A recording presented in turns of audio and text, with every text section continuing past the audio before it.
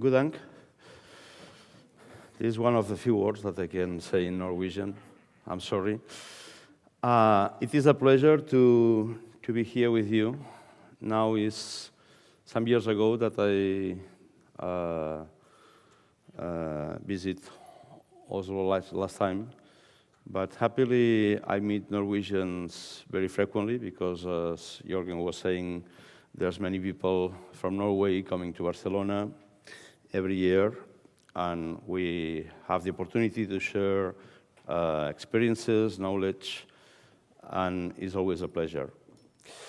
I was asked by Jørgen to talk about universal design in general, and to talk in general can imply many hours. Then we don't have many hours.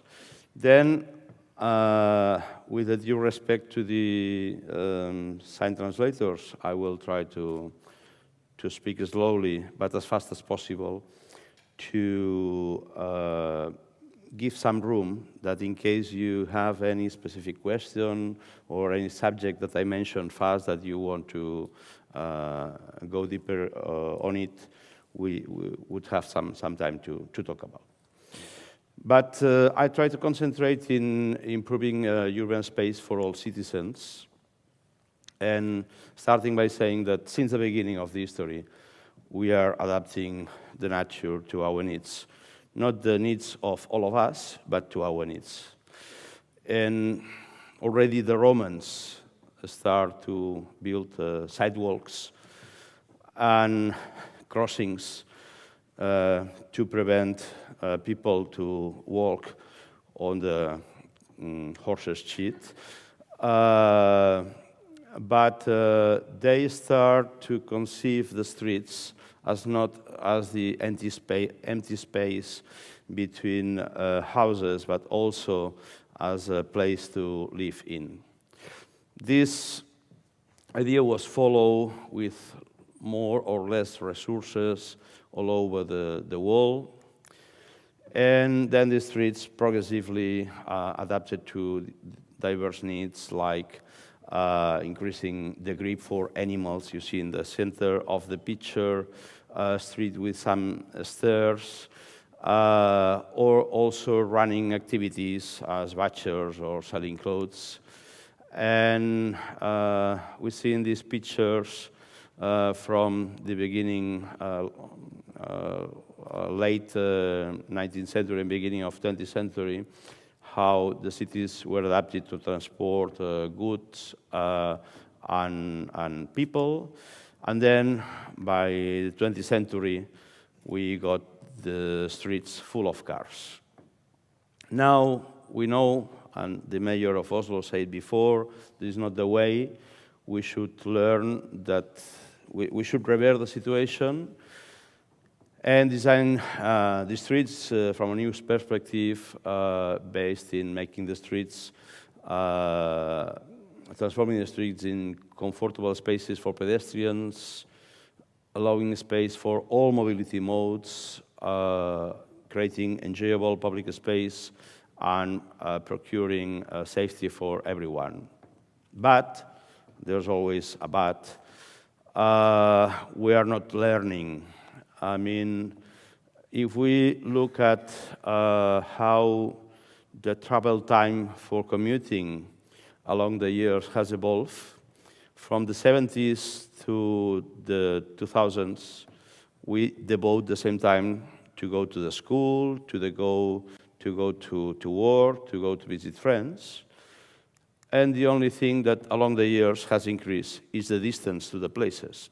Instead of putting the things closer, we put the things more distant, and then we invented efficient transport means to use the same time as we used 30 years ago.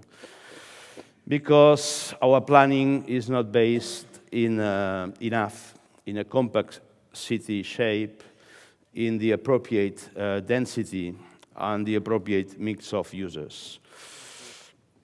5 years ago, the foundation office was 7 minutes by car from my house, and then every day I commute by car because to this place there was no public transport. Nowadays, to go to the foundation, I cross my patio, and that is 10 meters walk. And this has increased my quality of life. And this is possible because in the same building, it is possible that there exists a house, but also a foundation. Then this mix of users allowed us to make more possibilities that people can work close to his house. And although the trends are clear, the materials are outdated. I mean, when you see these sidewalks in Pompeii, the materials were more or less the same that we have today in our sidewalks. And the pavement of the sidewalks is difficult to maintain. It crashes. In Nordic countries especially, it is full of snow.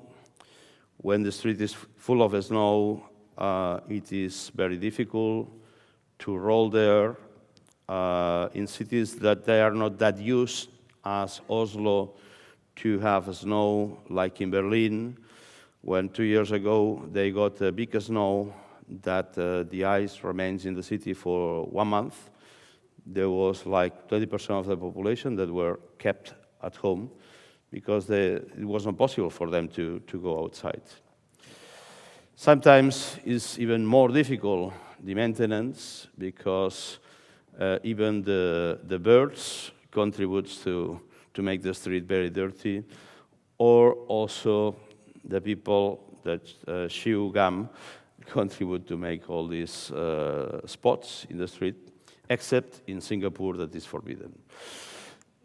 A close-up may reveal problems. I mean, we all know about or rolling with a wheelchair or with a trolley in the streets with these nice medieval paved streets that or your high heels get stuck in a joint of the pavement, or even if you are the past king of Spain, you may fall because there's some isolated step in an entrance that is not at all visible because there's no contrast in the pavement. Well, the smart city concept has arrived, but citizens' involvement is missing. And in general, needs and expectations of citizens are forgotten. Later, we'll talk a bit about participation, but also the concept of participation is difficult because administrations tend to label members of society. We may have the refugees, we may have the disabled, we may have the women, we will have the youngsters, we will have the Muslims, we will have the Christians, we will have the Aborigines. And then we try to agree the things with all the groups, forgetting that all these groups live together. Possibly one person have more than one label, and if we should live together, things should be discussed together, not per differentiated groups. What can we do? Well, when we have limited space, we need to prioritize. It is important that emergency vehicles arrive everywhere. Then the more fragile pedestrians can use the public space, the pedestrians in general, the cyclists, the public transport, the goods delivery, and last, the private transport. This pyramid will change very soon.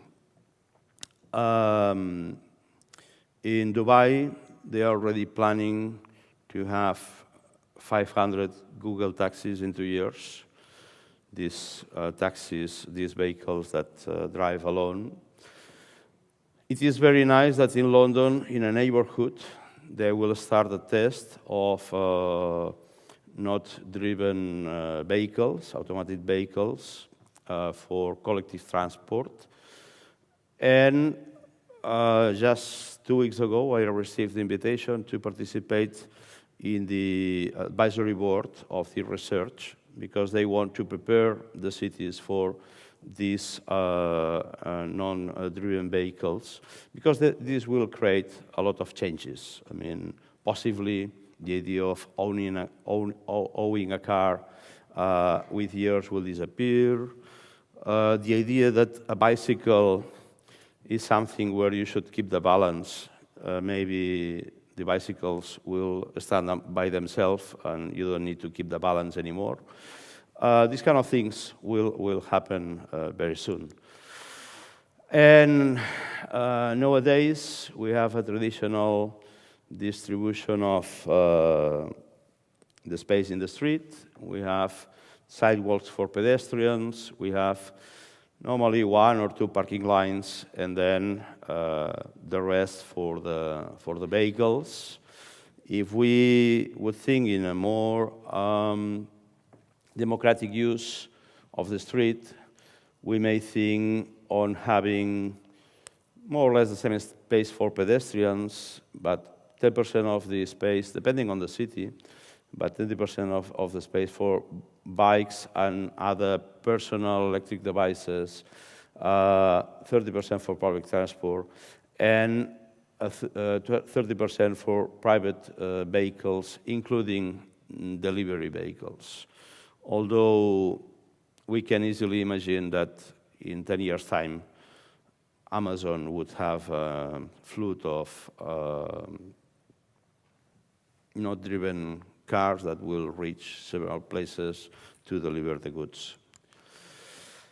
Well, comfortable space for pedestrians implies, I'm showing here a picture, for the ones that cannot see it, a picture where there's a green square showing people walking in the street. If you are a family, in general, you like to walk in the same line, not one after the other. If you go around with your pram and maybe your dog, you need your space. If you are blind and you use the cane and you are walking alone, possibly you need references in the facade or to have a clear walking path. And obviously also if you use a wheelchair or a pram, you need that the streets have no slopes, no gaps, etc. Something that, by the way, we achieved for cars many years ago. I mean, there's no any road in the world with 10 centimeters gap in the middle of the road, because cars cannot afford this. And when there's a slope more than 6% for cars, there's a lot of signs telling you, be careful, be careful. This that we did for the cars, we were not able to do it for people. That's very strange. In any case, have flat and non-slippery surfaces is important, no big slopes. At least 2 meters 10 and 90 centimeters per each expected pedestrian in the street in all the directions. Align urban furniture, tactile references, and also places to rest, because places to rest are also missing. And I would add some toilets if it is not allowed to enter in a restaurant, to use the toilet. If you are not client, then you need public toilets. For those among you going to Barcelona, I can tell you that in Barcelona, although they don't publicize it, to have the right for having a terrace as a bar owner, if you have a terrace, then you have the obligation that your toilet is for free for any pedestrian. then feel free to enter in any restaurant with terrace or any bar with terrace to use the toilet. Because this is the reason why we don't have public toilets, because you can enter in any bar. Okay, smart lighting and communication to navigate the city. I mean, okay, in Japan they have, we'll see it later, all these yellow tactile paths that are very good, or rather good, for some blind people, but it creates a lot of burdens to the rest of the pedestrians. This will be possibly very soon solved with the Internet of Things. Just 2 days ago, someone told me about one innovation, very curious, that is the data transmission through photons. I mean, lights will be able to send and receive internet connection. Well, sorry, not will be able. They are already selling this. And that means that maybe a blind person would be more comfortably guided in the street by these kind of technologies. Although we all need to have some tactile warning before crossings or before a gap, especially because nowadays many people is working and using the mobile at the same time, and this is a big problem. Well, provide perceptible information that is comprehensible as well. In the picture we can see one metro sign. This is in Dubai, and it is written both in Arabic and in English, but also if you don't speak none of the languages, you understand the sign. Or you have a tactile map of the city of Berlin with the big buildings or the relevant buildings highlighted, or the toilets. By the way, in the previous discussion that there was a lot of discussions about sign language, I can tell you something that is very promising, that in Japan, as you know, in 2020 there will be the Olympic Games, and the Japanese are very aware that not many people in the world speak Japanese. Then they are preparing themselves to speak other languages. And in the last Japanese award for universal design, there were at least 5 or 6 devices designed by Panasonic, Sony, and others that will translate from Japanese to other languages, including sign language. There are also now some globes that if you speak some languages, you wear these globes, and by moving your hands, making sign language, and for the movement of the hands in relation with the body, what you are saying can be said by words. I mean, all the things that are very close to us and that will make our life a bit easier. Also, again in Dubai, the new law say that inside the elevators, bidirectional video systems should be installed in order to inform any deaf person that is capped inside an elevator, these kind of things. Well, also in the public space, we should prevent mistakes, not only for these people that use the mobile by crossing, but also children that may run. I mean, you have separated crossing, and trying to offer, when possible, seamless access between places. In many years ago already, in Singapore, they start, because I don't know if some of you have been in Singapore, but in Singapore, it's like a very sunny and hot weather with sudden showers that are real showers. I mean, you are in the street and suddenly you get totally wet. And for this reason, and because they want to promote public transport, Between any housing area and the bus stop or metro stop, there are some shelters that protect you from the sun and from the rain. Also in southern countries are used, but I think that in cities like the Nordic cities, to have some covered areas where the snow cannot arrive would be also a good idea. Easy to use public transport is a must. I mean, we have the example is not that good as the one presented before, the ferry awarded in Norway, but it's also an accessible small ferry in Sweden. But we will see these kind of vehicles very soon for 1 or 2 person, electric, like the Segway.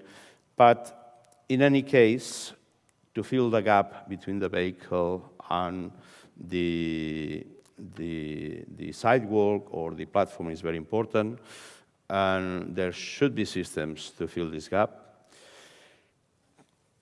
Just by chance, yesterday I saw the gap in one of the metro stations that was quite big.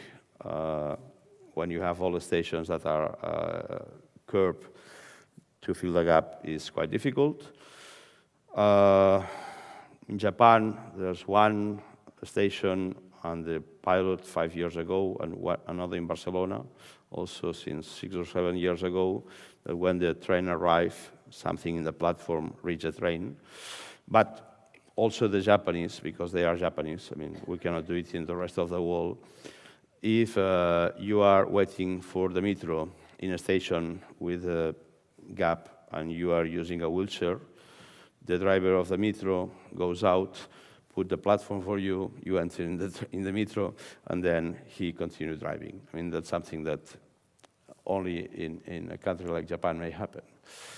Well, prevent snow and ice in the streets is, I think, crucial in Nordic countries. For the cars are normally removed.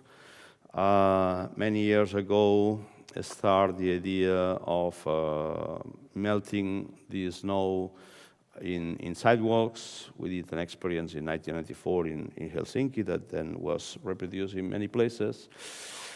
Recently, that means this winter, we tested in the Pyrenees, because it's the closest place with the snow. We tested a new system that I have designed for a company that on one hand is more efficient, it's like 30% more efficient than the usual things, but also it may use the sewage water, because we discovered something very interesting. That was the temperature of sewage water in Montreal when the outside temperature is -25. And guess which is the temperature of sewage water in Montreal when outside is -25? Any idea? Okay, I'll say it. 16 degrees.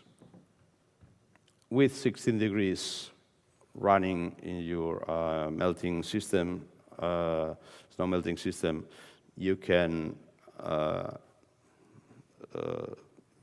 melt the snow even at no cost. I mean, for this installation, although it's not that cold as Oslo, but we calculate a cost of €0.50 per season per square meter. That is very cheap, actually.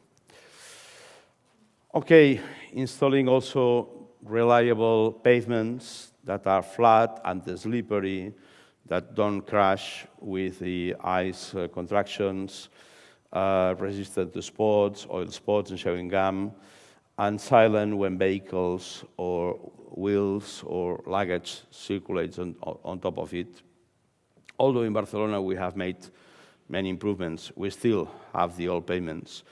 And when I go to the airport, like 6 in the morning, with my luggage in the street, I take the luggage in my hand for not awake my neighbors because the noise is very intense. Creating really safe and accessible crossings. Here is not very perceptible in this crossing, but in the picture here, you can see that this crossing that is not painted, but is ceramic, in order to prevent you from painting every year, is anti-slippery, and you are drive by the cane in the direction of the crossing, and then you don't need acoustic only to tell you that is green, like in the case of this traffic light, and also to warn the drivers by lights when pedestrians cross, to put some light in the crossing, etc. Everything in the life should be accessible, including garbage containers. Not in all cities in Norway garbage containers are used, but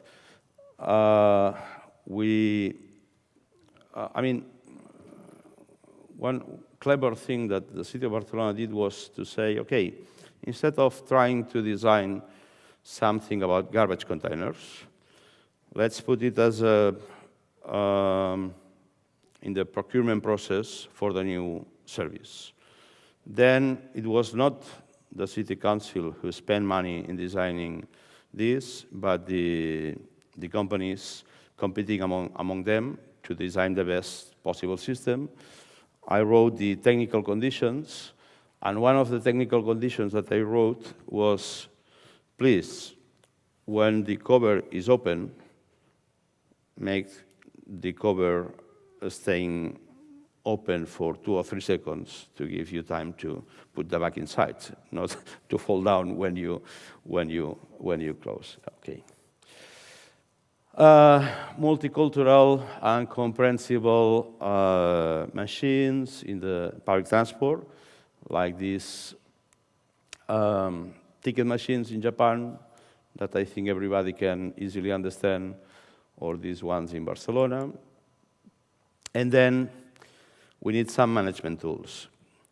What I learned in Dubai in the last year from Emirati people is that they insisted when trying to make a project to make Dubai fully accessible by 2020. I hope they will.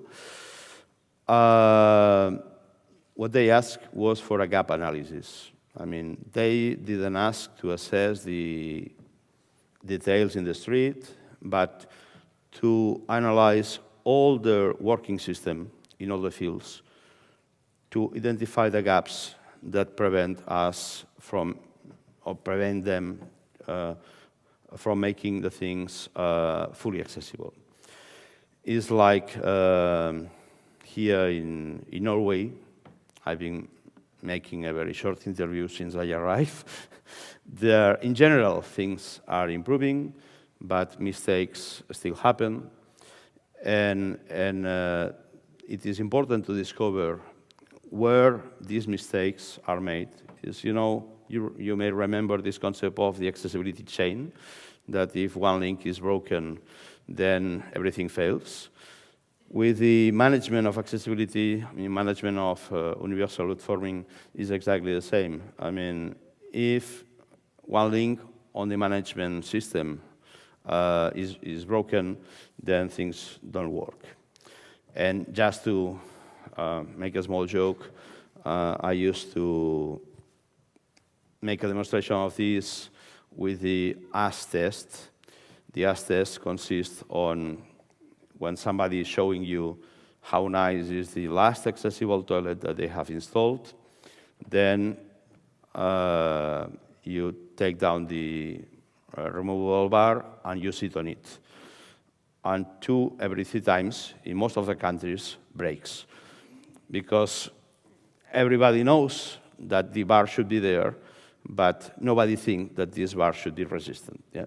Then this can cause accidents, and therefore it is important to consider all these elements.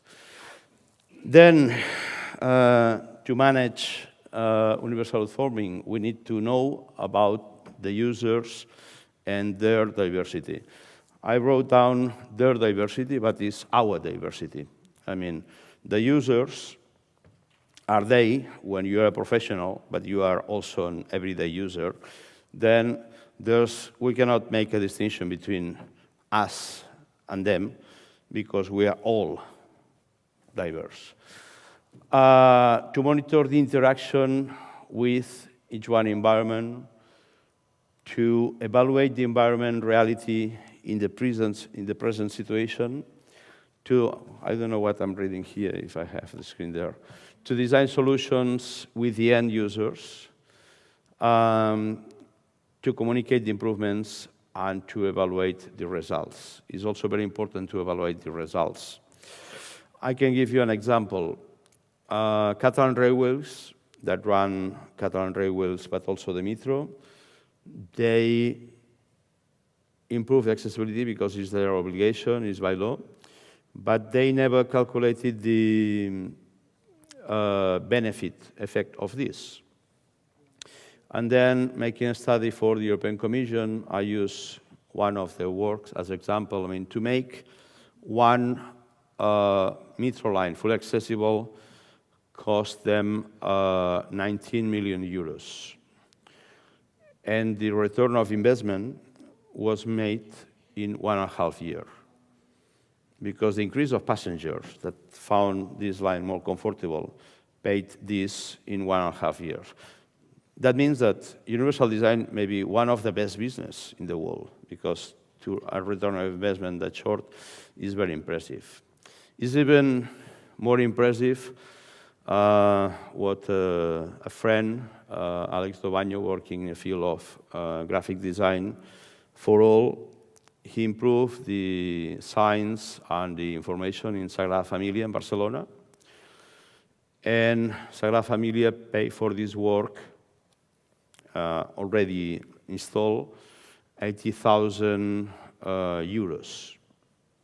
The payoff was 1.5 days, because the entrance fee that people pay, as the visit was more efficient, they shortened by 8 minutes the time, and people were more satisfied, and it was paid with new entrance fees. Well, to know about the users, you can for sure hire an expert on the field, observe people in the real environment, make panels of users and experts, monitor internet, use mystery client techniques, use a technique that I developed called I Never Been There, complaint analysis, in-depth interviews, surveys. Some of them creates certain richness of information, it costs something, and for each case you should, let's say, use this information to obtain a feedback from the users. By the way, for those who are taking note, I address to the organizers that I mean, for me it's okay if you transform this into PDF and share it to anyone. Yeah. Sometimes it's very difficult to know about people that is not there. I mean, here among us we have many people with disabilities, but you are here. And there are people that cannot be here. There are people that they are following us at home, but there are also people that they are not at all interested or not willing to be in society. And we should also consider people that are excluded or self-excluded.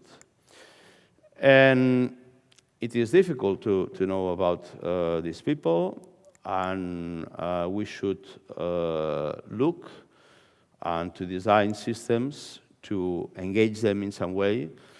In some events, you may attract people that are rarely engaged, like in the Gulliver map, where you design, you invite the neighbors to design the neighborhood, or to discuss about the neighborhood over a big drawing, or this that we did in Slovakia. There was a day with the citizens and with architecture students, designing a street for the use of all the people.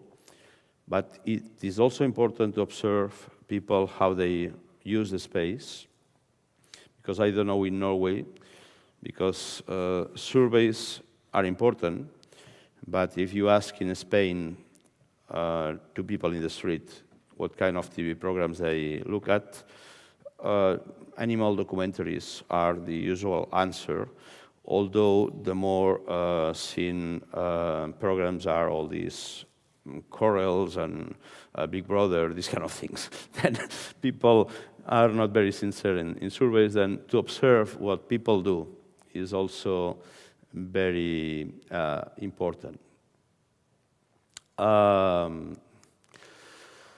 Citizens inspectors would be also a good idea.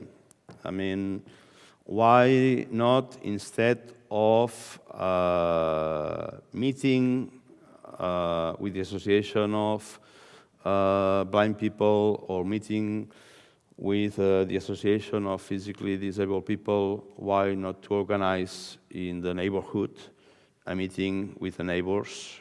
And among the neighbors, there will be people that is blind, people that is old, young, etc. And to analyze our neighborhood and see which things can be improved. And be always aware that the needs of different users can be in conflict, but public space belongs to all of us.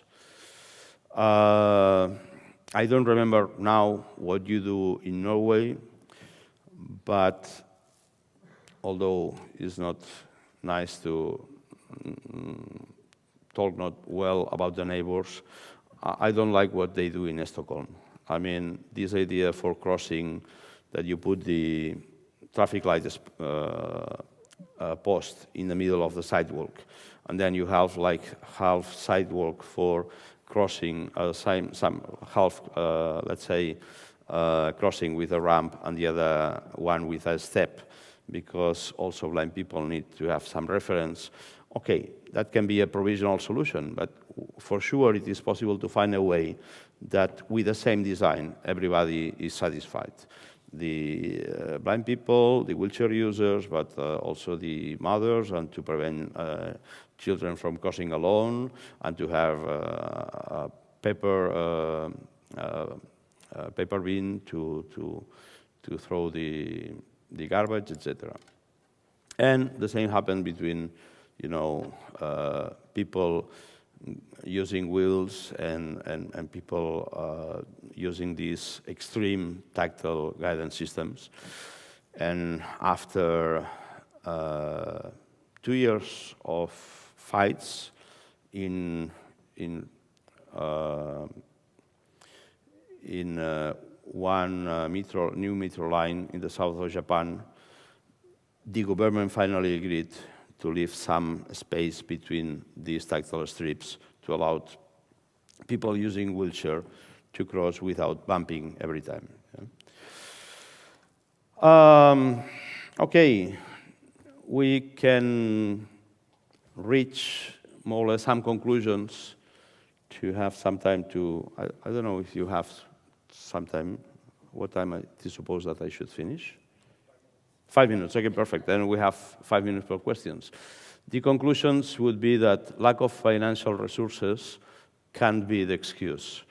I mean, it is like coming from the last round table.